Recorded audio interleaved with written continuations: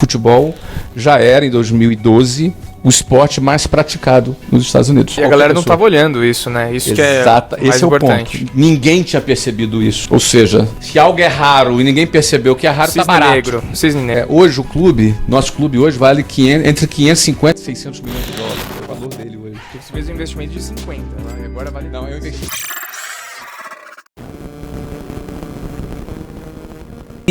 E como que veio a ideia de você montar um clube de futebol ali? Mas como que ela apareceu pra você?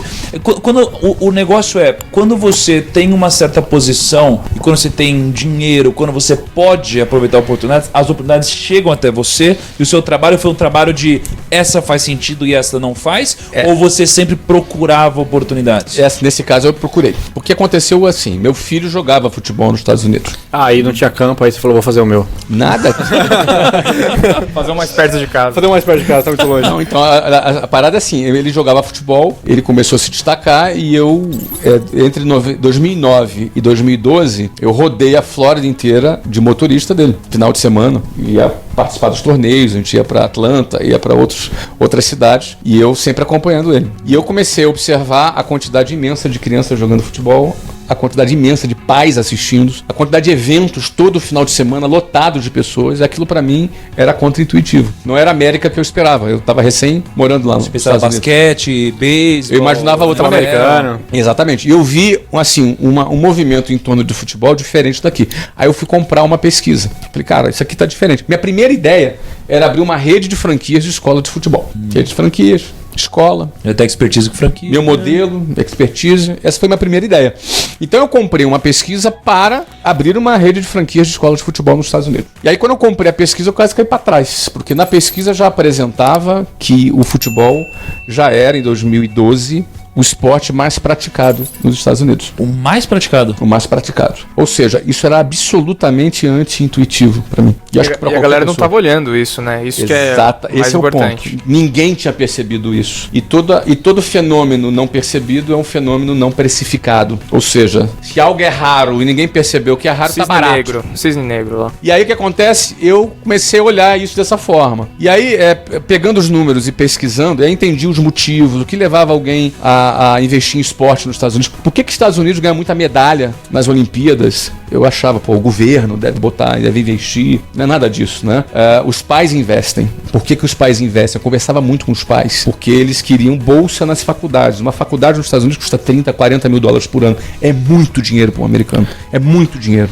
Até hoje mesmo, eles têm uma crise, né? Até com o financiamento estudantil muito... Muito. Então, é muito dinheiro. Então, qual é a forma de você aliviar isso daí? Você investe 800 a mil dólares por ano no teu filho, é bom para a saúde, você está perto dele, você apoia teu filho, e isso vai se redundar em 100 a 150 mil dólares em toda a faculdade do moleque. Então, os pais investem pesado em esporte e essa é a razão pelo qual os esportes nos Estados Unidos todos bombam. Não é?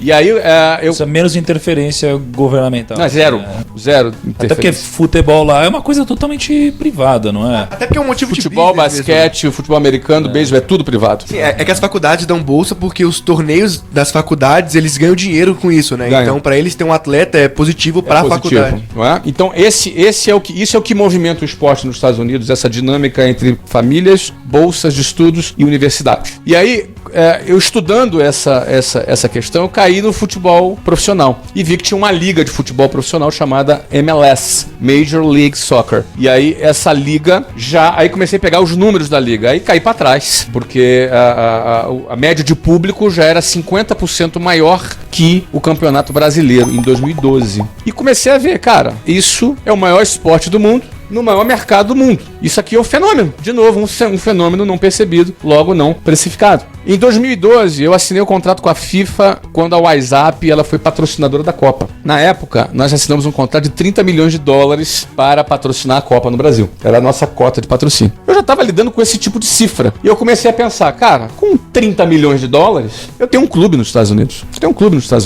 na minha cabeça. E aí fui pesquisar. Conheci o Alexandre Leitão, que era presidente da Octagon, que nós contratamos na época para nos ajudar para explorar as propriedades de marketing da Copa. E eu compartilhei com ele essa minha ideia de comprar um clube nos Estados Unidos. Ele, cara, um cara estudioso de esporte, eu tenho todo estudo, eu vou te mandar demais. Porque isso aí é fantástico. Eu falei, cara, se eu comprar um clube, tu vai comigo? Ele, vou. Apertamos a mão na hora. Na primeira reunião que eu conheci o cara... Foi o do papelzinho que eu vi na parede lá? Foi aquilo lá? Exatamente. A gente apertou a mão e fechamos. E aí ele começou a me trazer. Aí eu vi que não era 30, seria um investimento de 50 milhões de dólares. Não, beleza, tá ali. 50. Um detalhe importante, cara. Qualquer pessoa que estivesse trabalhando com esses números, 30 milhões de dólares, 50 milhões de dólares, o cara fala, cara, com essa grana eu ia parar, eu ia, sei lá, cara, viver numa ilha paradisíaca e não fazer mais nada.